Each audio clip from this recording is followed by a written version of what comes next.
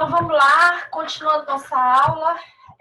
A primeira aula eu fui baixar, ela não salvou, não gravou, não sei o que aconteceu, talvez porque a casa esteja oscilando. Então, como não salvou a primeira aula, mas eu anotei os alunos que participaram, que foi a Cassiane, o Jean Carlos e a Julie, tá? Nesse segundo momento, nós vamos estar retomando o tema. E eu já adianto a vocês que, mesmo que eu não tenha chamado para participar do debate nessa aula, eventualmente, quando for necessário, quando a gente estiver falando de outra matéria, eu volto no debate chamando os alunos que não participaram, tá? Então, estejam preparados, que pode ser que em outro momento aí a gente continue esse debate aqui. Mesmo porque, como eu falei, uma coisa, um fórum, ele é ligado ao outro, tá? Para a gente poder fazer essa interdisciplinaridade do tema. Bom, como não gravou a aula anterior, eu vou repetir o que eu falei, o que eu devo pensar, como eu devo pensar para eu entender se houve ou não violação dos direitos humanos. Primeiro, pensa na balança. Quando se fala em violação dos direitos humanos, é necessário a gente fazer uma referência entre que e o que eu estou comparando. A balança ela tem dois lados. Então, pense nos dois lados para você refletir sobre a violação de direitos humanos. Direitos humanos está relacionado à dignidade da pessoa humana. Então, eu vou estar postando um material sobre dignidade da pessoa humana, sobre esse princípio. O que seria esse princípio? O que ele significa? E a aula que vem nós vamos estar falando em cima desse material, tá? Estou avisando aqui e depois vou avisar também no EAD.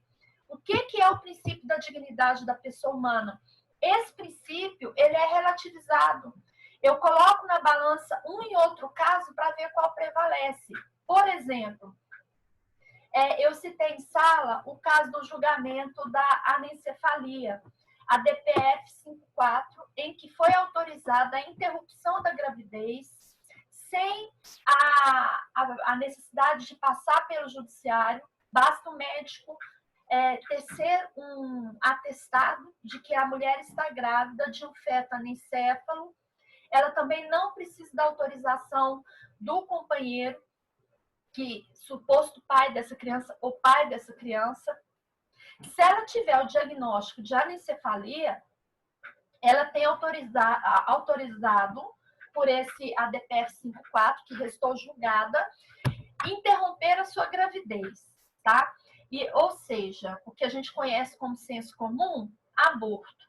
Então, ela pode ir numa clínica do SUS, é obrigada a ser recebida, atendida, e solicitar a interrupção dessa gravidez. Qual foi o fundamento para o tribunal autorizar essa interrupção? Colocou na balança a vida dela e a vida da criança, considerando critérios de felicidade, de saúde mental, em ter um filho que não tem probabilidade e expectativa de vida. Colocando na balança, o que prevaleceu? A vida dela, de um indivíduo, né, que já é um ser geográfico, né, em detrimento do indivíduo que nem veio a nascer.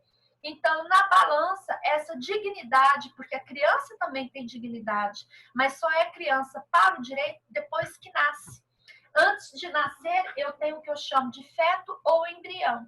Então, pesou na balança o fato dela já existir como pessoa no direito.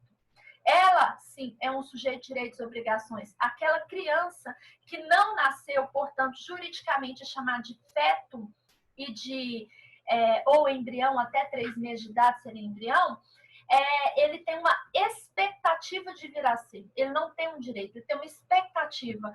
Por isso, prevaleceu o direito dela. Resumidamente, seria esse o raciocínio. Então, quando a gente fala em violação dos direitos humanos, pensa na balança, é sempre um em relação ao outro, porque os dois teriam direitos humanos. Então, eu vou considerar a garantia do mínimo existencial dessa dignidade, mínimo existencial desse ser, tá? Voltando a repetir que direitos humanos não é só da pessoa, tá? Ele incorpora os direitos da vida de uma maneira geral. Direito de escolha, essa escolha tem que ser livre, e consciente, consciente dentro daquele padrão, porque se a partir do momento que eu considero a cultura ocidental como a correta, eu teria aí também uma forma de padronização tentando homogeneizar. Isso poderia ser um padrão de poder querendo obrigar todo mundo a ser igual a mim. E quem disse que a minha vida, o meu modus vivendi é o correto, é o ideal? Pode não ser para outros, entendeu? Então eu não tenho... quando a partir do momento que eu considero a vida de outro ser errada, o modus vivendi de alguém incorreto, e quero obrigar esse ser a viver como eu vivo, eu estou impondo um fator de dominação e criando aí um critério de verdade absoluta. Sendo que o modus vivendi, ele é conforme a cultura, conforme a crença, conforme valores, né? E aí eu estaria violando os direitos humanos do outro. Então, o outro tem direito de escolha. O coletivo prevalece sobre o interesse particular. Então, lembra do caso da burca, né? A partir do momento que aquilo ali pode ser um fator de não ter controle quanto às formas de violência e de terror, se tiver associado com isso, tendo provas disso, em prol do coletivo, sim, eu poderia fazer, que é o que acontece com as pesquisas, né? Mas mesmo as pesquisas com humanos, com animais, elas se submetem ao comitê de ética, que inclusive é internacional, que vai, na hora dele autorizar uma pesquisa ou não, ele está dimensionando nos direitos humanos exatamente nisso aqui que eu estou falando, nesses 4 requisitos. E o segundo, respeito ao outro. A partir do momento que eu respeito o outro como ele é, no seu ser, eu tenho a garantia dos direitos humanos. Sobre aquele caso da oblação feminina, tem um filme que eu acho que eu já comentei com vocês, chama A Maçai Branca. Quem puder, assista. É bem interessante, é bem legal. Que ele conta, é baseado em fatos reais. A mulher, ela se apaixonou por um Maçai, que é da tribo, né, africana, e se apaixonou loucamente. E ali ela passa a viver com ele e conta a história deles lá. Não vou contar mais não, senão o povo me bate. Mas, enfim. Retomando, só revisando, na última aula, o Roberto fez 2 observações que eu quero retomar aqui. A primeira observação que o Roberto fez foi o seguinte: realmente a obediência realmente seria obediência se alguém é punido? Se alguém é punido, eu posso considerar que ele obedeceu ou porque ele fez por força? Aí nós vamos pegar o conceito de obediência. Obedecer é obedecer. Se é punido ou não, são critérios de formas de ensino como a pessoa apreende aquilo, né? Então, eu posso até retomar aqui as teorias do comportamento. Por exemplo, a punição, né? Nós temos várias formas de levar o indivíduo a obedecer. O ideal é que ele aprenda, né? Seja pela discriminação positiva ou negativa, mas que ele aprenda o que é certo, o que é errado, o reforço pelo reforçamento, né? Mas tem gente que pelo reforçamento às vezes não dá certo e vai pela punição, que é o sistema penal, que eu vou voltar a repetir o problema do sistema penal brasileiro. Inclusive essas formas de reforçamento, discriminação, generalização, são usadas no meio social pela publicidade, pela mídia, pela campanha do governo, pelos incentivos do governo. Eles se utilizam dessas teorias da psicologia, tá, gente? Para poder, eu não digo nem manipular a massa, mas controlar a massa. Não sei se a palavra é manipular, mas é um controle de massa. Vai olhar aí os países que têm aplicado as teorias do comportamento. Então, sim, a obediência, mesmo que ele seja punido, não deixa de ser uma obediência, tá?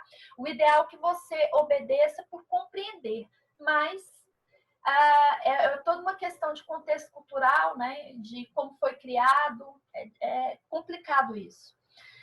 Por exemplo, nós temos no Brasil a lei da palmada, que é proibido bater em criança ou E a lei da palmada é agressão física e psicológica, por exemplo, ficar xingando a criança.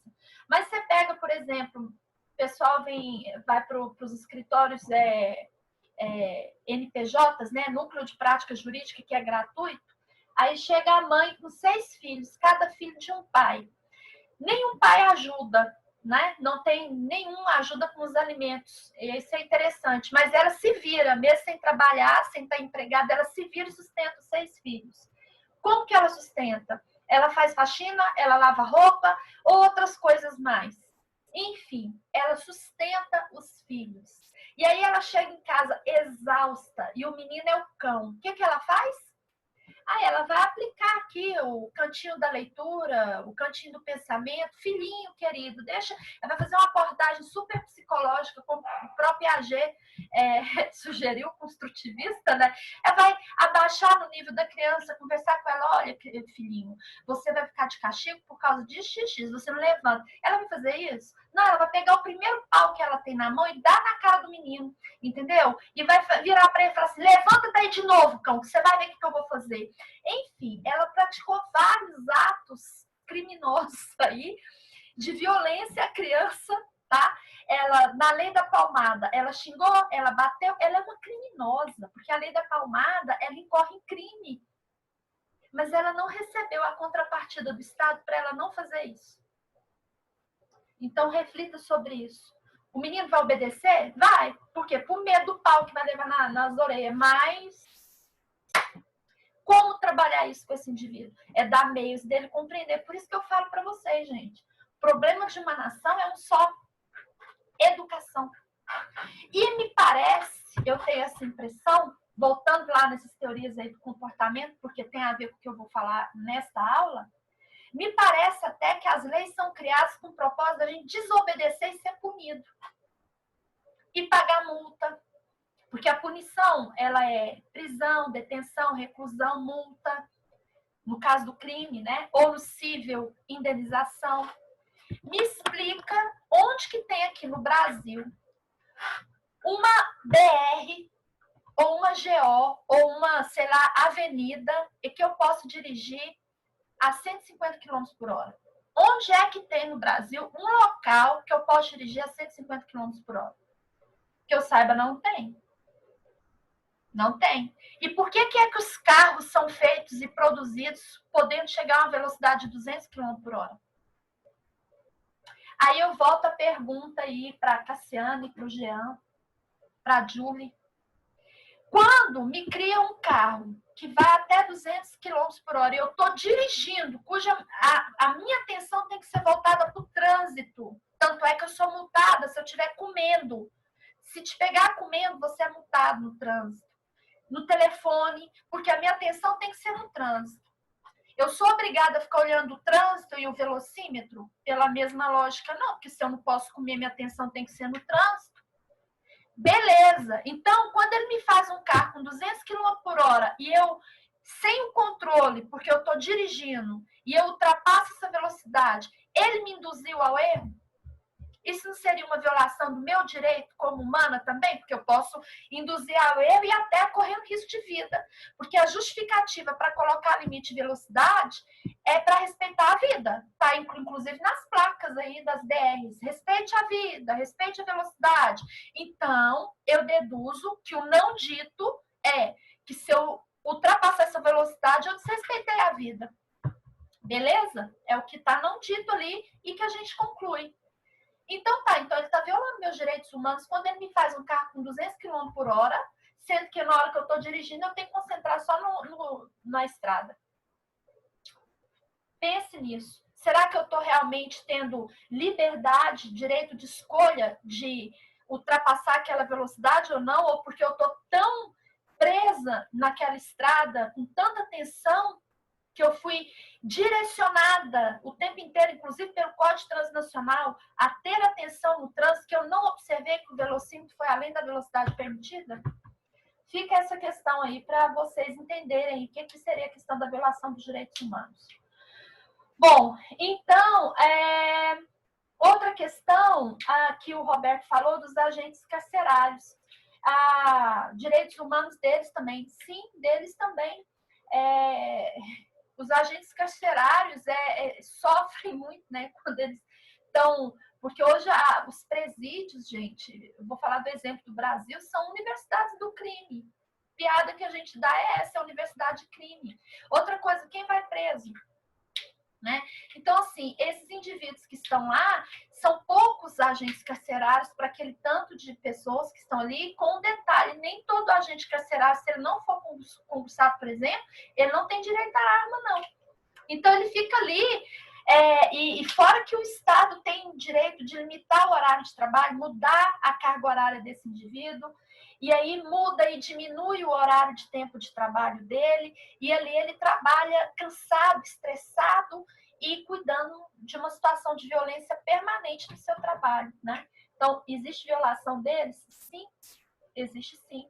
A preocupação dos direitos humanos em proteger situações de perigo, por exemplo, quando a gente fala, eu ouço muito povo falando assim, direitos humanos é só para marginal. Não é para marginal, porque uma situação de perigo, se aquilo ali eclode, isso vai atingir o quê? O coletivo. Aí, na hora que o negócio, o bicho pega, que você tem aí um presídio tacando fogo em tudo, fazendo vítimas, fugindo preso de presídio, né? Um motim dentro do presídio, na hora que socorre, aí vem chamar os direitos humanos. Só que aí é tarde demais. O que os direitos humanos tentam fazer é garantir o que a lei prevê para os presidiários, que é punição e ressocialização. Infelizmente, o que a gente vê é só punição e socialização para o crime, e não ressocialização para a sociedade. Porque o indivíduo que cometeu um crime menor em comparação com os demais, e que ele vai para o mesmo ambiente em que tem criminosos de ponta, aqueles criminosos de ponta vão socializar esse indivíduo para ele inserir no crime de verdade. Então, a socialização ali é do crime de quem nem estava dentro dele, de fato. Né? Envolveu numa situação X, foi preso, mas ele não pode ser considerado um cara realmente infrator dessa forma.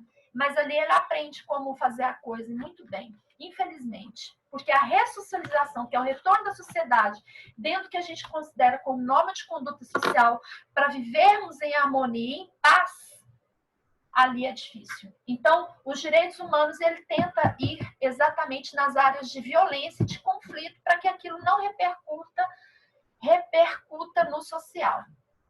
Bom, tendo terminado essa frase, nós vamos entrar aqui, então, pegando o link desse Fórum 3, que falou sobre essas questões de violência, e a palavra aí, pegando o comentário da Cassiane, sobre que acerca de que alguns detentos desenvolveram problemas psicológicos, e eu considero não só os detentos, os guardas, né, que naquele coletivo passaram a ter um abuso de poder, de autoridade, a questão da obediência à autoridade, que no caso do Stanley Milgram, ele não praticou nenhuma forma de violência, ele não chamava a pessoa psicologicamente de... Se você não fizer isso, ele não usava de um tom de voz para humilhar a pessoa, ele não obrigava, simplesmente ele falava, você tem que participar da pesquisa, que você deu seu nome, mas qual a punição para isso? Não tinha uma punição do indivíduo que não quisesse participar, e ainda assim eles obedeciam àquela autoridade, né? Bom, entrando agora no... Fala, quem quer falar? Alguém quer falar? Então, vamos lá no Fórum 4. No Fórum 4, a gente está falando de comportamentos ajustados. Para vocês entenderem o Fórum 4, repetindo, essa aula aqui, ela está nos 2 textos que eu passei para vocês. Eu vou nesse último aqui, que é o Sistema Penal Brasileiro. Eu vou trabalhar alguns conceitos aqui para vocês entenderem. Primeiro... Ô, professora. Oi? Eu queria tirar uma dúvida. Pode falar. Na matéria de pesquisa, o nosso professor disse que a questão que você estava falando dos ratinhos, né? Aham.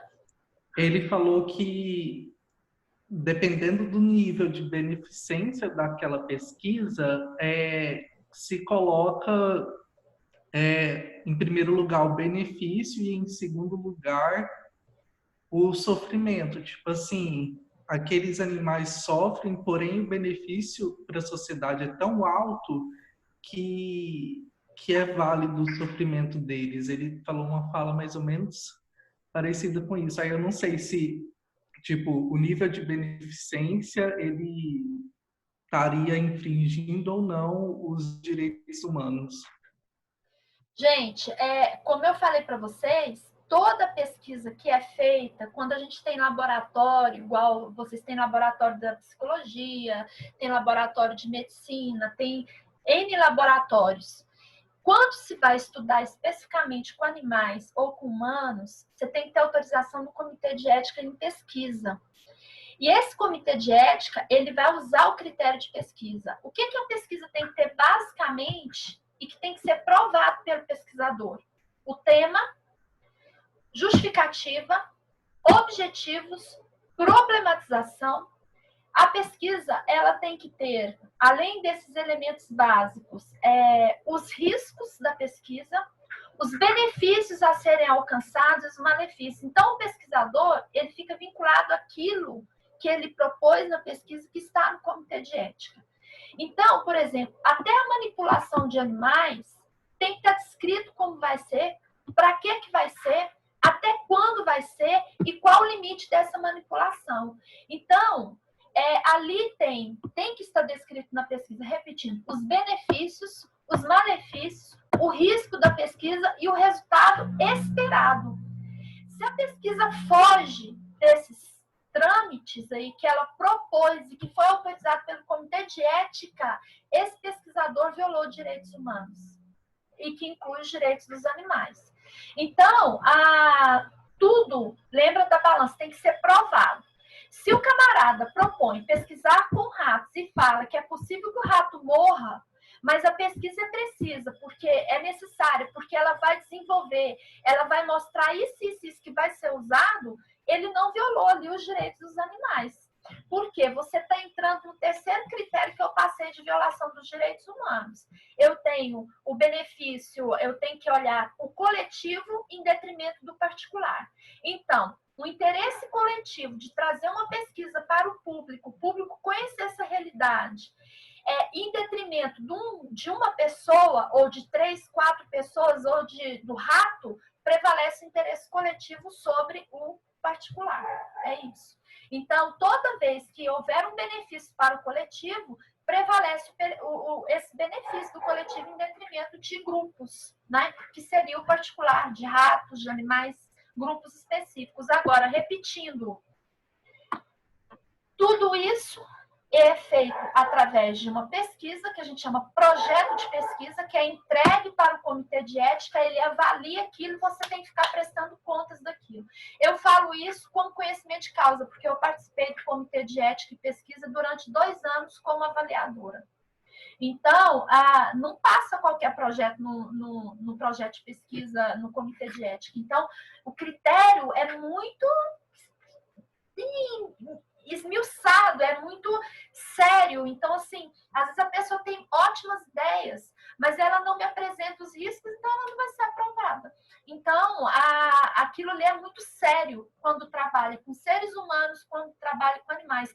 E a pessoa, quando o pesquisador, ele tem que estar reportando o resultado daquela pesquisa, ele tem que apresentar aquela pesquisa, porque a ideia é conferir se realmente o que ele está fazendo está condizente com o que ele falou.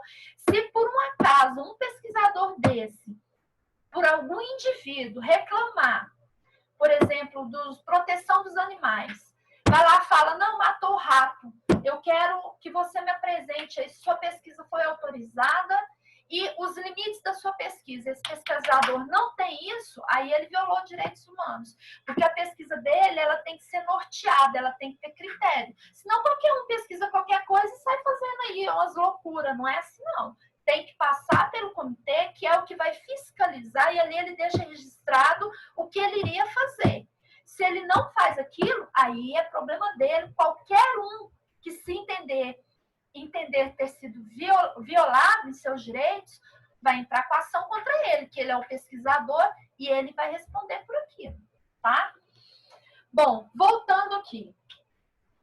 Vamos lá na questão do direito penal. Bom, no direito penal brasileiro, só é crime aquilo que está descrito na lei. Se não tiver descrito na lei como crime, não é crime. Então, o artigo 1º do Código Penal diz assim: crime é o fato típico e antijurídico. Por que típico? Típico é o que está descrito na lei, tipificado como crime. Antijurídico é o que fere a norma, ou seja, é ilegal, é ilícito. Vou dar um exemplo que aconteceu no Brasil por volta de 1996, assim que a internet começou no Brasil. 96, 98, que a internet de 91, né?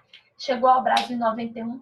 Vai lá por volta de 98, por aí, um goiano conseguiu entrar nas contas de diversas pessoas e tirar centavos das contas. Quem é mais velho vai lembrar do que eu estou falando aqui. O extrato da conta bancária era uma confusão danada, ninguém entendia aquele extrato. Aí na hora que você ia no gerente perguntar, olha, está descontando R$1 da minha conta, está descontando centavos da minha conta, por que está tendo esse desconto? Aí o gerente falava, não, isso aí é estorno de não sei o quê. Tudo era tal de estorno, tinha esse nome de estorno, que estorno para mim é devolver, mas no caso não era. E nem eles sabiam explicar a origem daquele débito, por qual razão aquilo estava sendo descontado. E eram centavos, às vezes chegavam R$1, até que descobriram um camarada que conseguiu entrar nas contas e tirou dinheiro. Esse homem deve ter ganhado dinheiro demais. Enfim. Só que esse camarada só descobriu esse problema, né? Esse hackeamento, porque ele ficou muito rico da noite para o dia e ele não prestou contas da sua riqueza. Ele foi pegando dinheiro e não declarou no imposto de renda, não fez nada. Foi juntando dinheiro. Aí a Receita desconfiou, falou, mas de onde que está vindo esse dinheiro? Se o cara não trabalha, com que dinheiro, de onde está vindo esse dinheiro que ele está comprando isso, comprando aquilo, fazendo isso, fazendo aquilo, né? Ele não é herdeiro, ele não ganhou na cena. De onde que veio esse dinheiro? Aí ele teve que prestar contas desse dinheiro. Foi quando eles descobriram que ele era um hacker. Só que não tinha como ele ser condenado, porque não tinha o crime de hacker no Brasil. Não tinha nem essa previsão, né? Estava tudo no início da questão da internet. Os crimes que tinham no Brasil é o furto. O furto é tirar coisa alheia móvel de alguém. E esse cara, ele não pegou nada. O furto é eu pegar um lápis de alguém. Só para você entender o que é tipo penal. Eu pegar um lápis de alguém na força, eu furtei. Eu tirar a bolsa de alguém na força, eu furtei. Tem que ser coisa móvel. O roubo é a coisa móvel por meio de violência. Se alguém tira a bolsa e dá um soco na pessoa, não é furto mais, virou roubo, que é coisa móvel. Ele nem tocou no dinheiro. Ele só fez transferência de centavos de várias contas para a conta dele. Então não era móvel, era virtual. Então não é furto nem roubo. Aí foram lá, e agora? Formação de quadrilha. Não, ele estava sozinho. Ele não fez com ninguém esse ilícito, né? Até então ilícito, mas não era crime. Então, como que a gente vai enquadrar esse cara? Estelionatário? Não, ele não enganou ninguém. Ele não enganou, ligou para a pessoa e falou, deixa eu te falar uma coisa, eu estou vendendo negócio aqui e eu te entrego de tal. Esse é o estelionatário, que engana alguém, promete uma coisa e não faz. Aí ele praticou crime. Ele não fez isso. E aí, como condenar esse cara se não tinha o hacker, o crime de hacker? Resumindo, ele não pode ser condenado. Porque não tinha um tipo penal no descrito como crime. E aí, eu imagino que depois dessa notícia, a mídia até não quis propagar mais, né? Vai que dá ideia para os outros na época fazer a mesma coisa. Ele deve ter pago, porque o problema foi com a Receita Federal, que ele não declarou. Eu imagino que ele pagou o que ele devia e ficou por isso mesmo. E deve ter praticado mais uns ilícitos aí um tempo.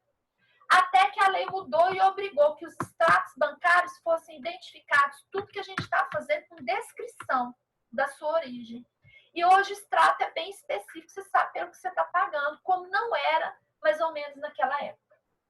Bom, quando a gente fala de crime, então, eu tenho que entender que o critério que o direito penal usa para falar que alguém cometeu crime ou não é o critério biopsicológico. Se analisa a formação fisiológica do indivíduo, se ele tem, porque a formação fisiológica ela está correlacionada com a sua psique.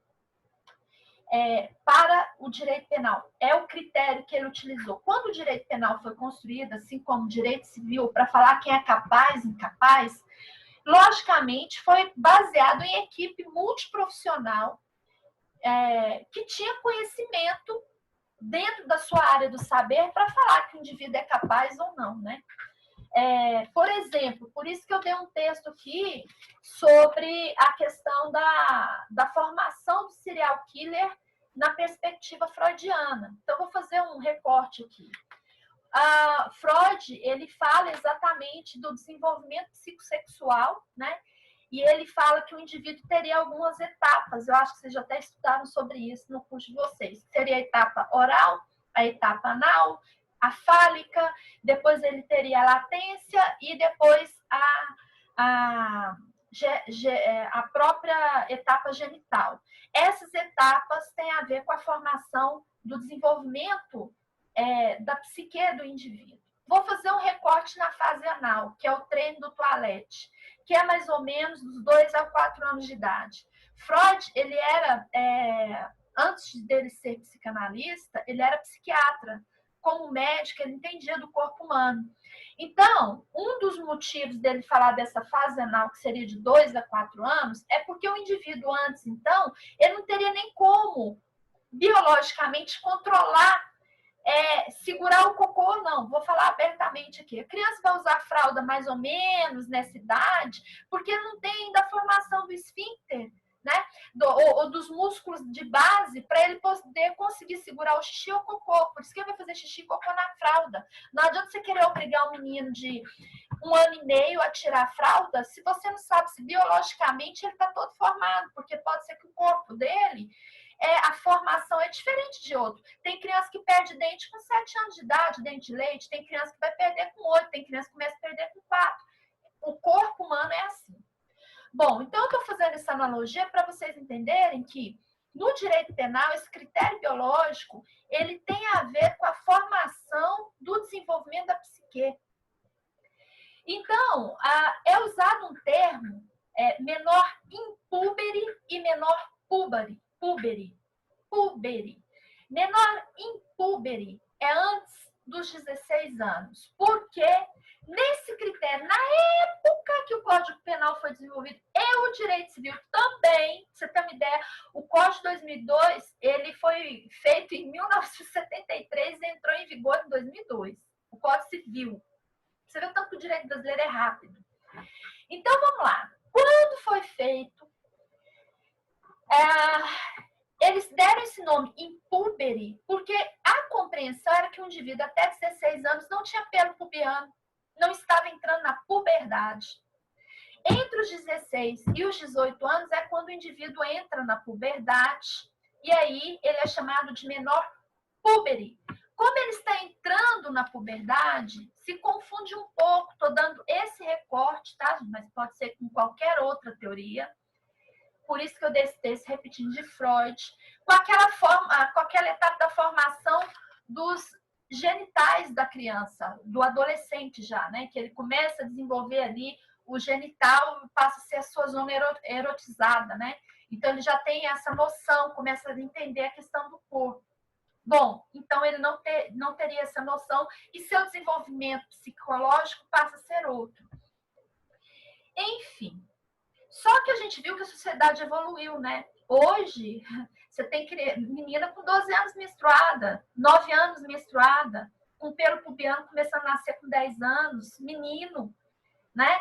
Mas nós estamos lá na década ainda de 40, que a expectativa de vida das pessoas era 40, 50 anos, já era velho, idoso, inclusive aposentava.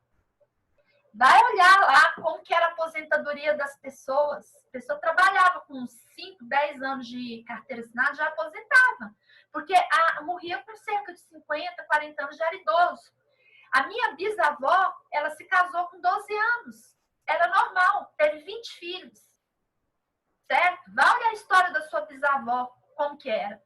A sociedade evoluiu. Quando a minha filha nasceu, que minha avó veio me ajudar, ela ficou indignada da menina nascer com os olhos abertos, porque os filhos dela nasceu com o olho fechado e dizia ela que levava 7 dias para a criança abrir o olho. E tinha um tal de coeiro que ela queria botar na minha filha e uma faixa no umbigo. Ela queria amarrar a menina, porque o coeiro, o menino ficava intacto, né? Você pegava a criancinha, amarrava, porque os ossos na concepção antes não estavam formados. Como a criança era muito frágil e o umbigo tinha que cair, amarrava aquilo ali para ela ficar intacta e não quebrar nada, né? Mas quando a minha filha nasceu, o médico falou, não é para amarrar nada. A menina já nasceu com o olho aberto para o mundo. Esperta, acorda, minha filha. Senão, ó, e já mexendo, e não tinha esse trem de coeiro, não. A forma de cuidar da criança era diferente. Então, a sociedade evoluiu. Porém, nossa norma não evoluiu, ainda está lá nos idos da década de 40 e 50, ao considerar impúbere um menor de 16 anos, porque ele não teria pelos pubianos. Quando a puberdade, ela já evoluiu e ela passou, o indivíduo entra na puberdade com 12 anos, uma média assim, ou até menos, né? Bom, se é bom ou ruim essa puberdade ou não, ser mais jovem, não cabe a mim dizer. A questão é esse critério aqui do crime. E aí, o que aconteceu no direito penal? Ele usou um outro critério, então, esse biológico está associado com o psicológico, porque biologicamente você tem a formação psicológica do indivíduo. Portanto, para o direito penal, se eu tenho um menor púbere e impúbere, o primeiro critério dele é que o menor não comete crime. Então, é diferente, cuidado com essas expressões aqui. É inimputabilidade penal com excludente de ilicitude.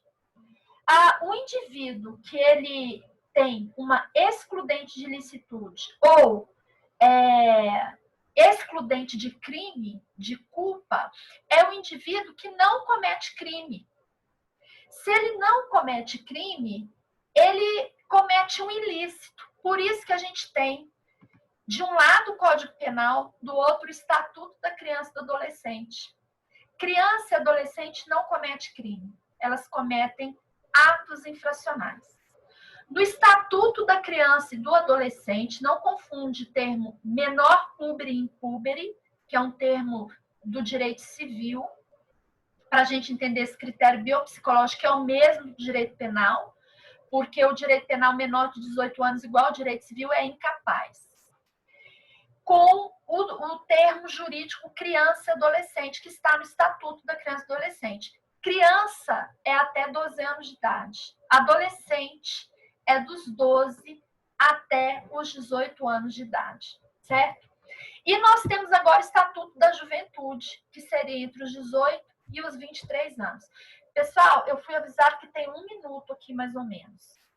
Então, caindo a aula aqui, leiam esses textos, tá? Do Fórum 4, para a gente continuar esse tema na aula que vem, tá bom? Vocês não ficarem perdidos com esses conceitos. Então, fechando, o menor de 18 anos, ele não comete crime, porque ele é incapaz, biopsicologicamente, por esse critério. Ele comete ato infracional